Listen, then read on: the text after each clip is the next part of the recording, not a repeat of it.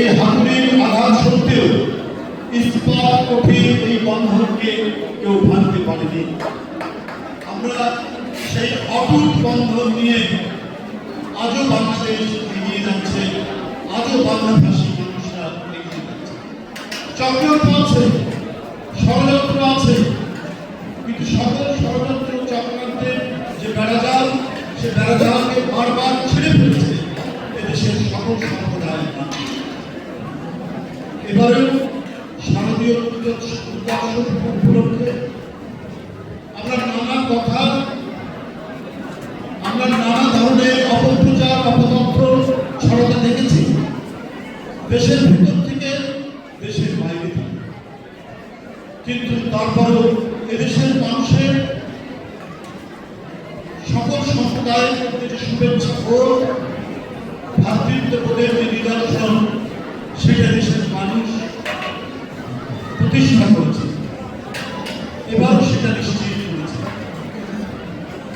সকল অপপ্রচার সত্ত্বেও আজকে আনন্দময়ী আগমন বার্তায় সারা বাংলাদেশ প্রাণ চাঞ্চল্যে ভরে উঠেছে, সারা দেশের মানুষ উৎসবে মেতে উঠেছে।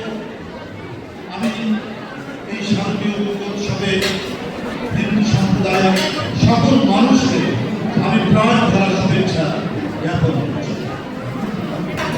উপস্থিত শিক্ষক, ছাত্র এবং অভ্যাগত অতিথিবৃন্দ সবাইকে আমি শুভেচ্ছা জানাচ্ছি এবং ঢাকা বিশ্ববিদ্যালয়ের এই ঐতিহ্যবাহী জগন্নাথ ঘরে মন্দিরে এসে মন্দিরের সামনে দাঁড়িয়ে আমি অত্যন্ত আপ্লুত হচ্ছি যে অত্যন্ত আনন্দ ঘন পরিবেশে এই মন্দিরের সামনে সবাই অর্ঘ্য দিচ্ছেন, পুষ্পার্ঘ্য অর্পণ করছেন। দেবীর বেদিগুলো কোনো সংশয় নেই, কোনো শঙ্কা নয়, কোনো ধরনের বিভাজন নেই। অসাধারণ ভ্রাতৃত্ববোধে উদ্বুদ্ধ হয়ে এখানে আমরা সবাই সমবেত হয়েছি। অতিথিবৃন্দ, সুধীবৃন্দ, আমাদের এই বন্ধন কেউ কখনো ভাঙতে পারবে না।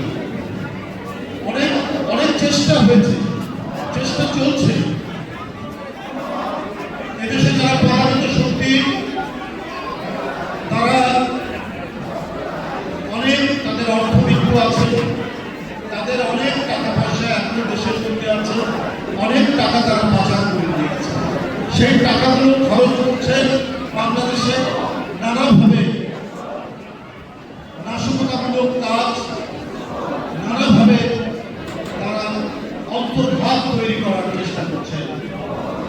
কিন্তু এই দেশের মানুষের যে প্রাণের যে শক্তি, এই শক্তি অপরন্ত।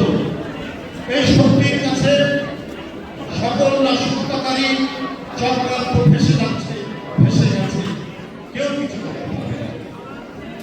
আজকে আমার বিস্ময় মনে হয়, বিস্ময়কর মনে হয় যে আজকে কেন আমাদের পার্শ্ববর্তী দেশে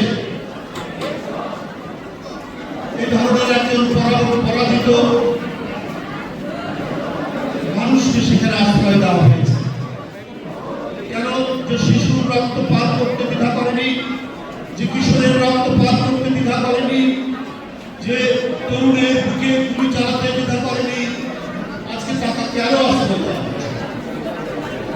কেন তাকে প্রতিষ্ঠা করার জন্য নানা বয়ান তৈরি করা? আজকে এই প্রশ্ন সবার মুখে মুখে, এই প্রশ্ন সবার কাছে।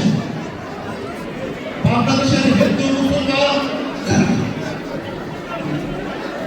বৌদ্ধ, খ্রিস্টান একযোগে আমরা ৭১ সালে লড়াই করেছি না? আমরা পাকিস্তান হানাদার বাহিনীকে প্রতিহত করেছি। তো অন্য কোনো হানাদার বাহিনী যদি আসে, তাহলে দেশের জনগণ, হিন্দু, মুসলমান, বৌদ্ধ, খ্রিস্টান, সাঁওতাল, ভীম প্রতিহত হবে। বাংলা টেলিগ্রাফ, সত্য, সঠিক, সব সময়। www.banglatelegraph.com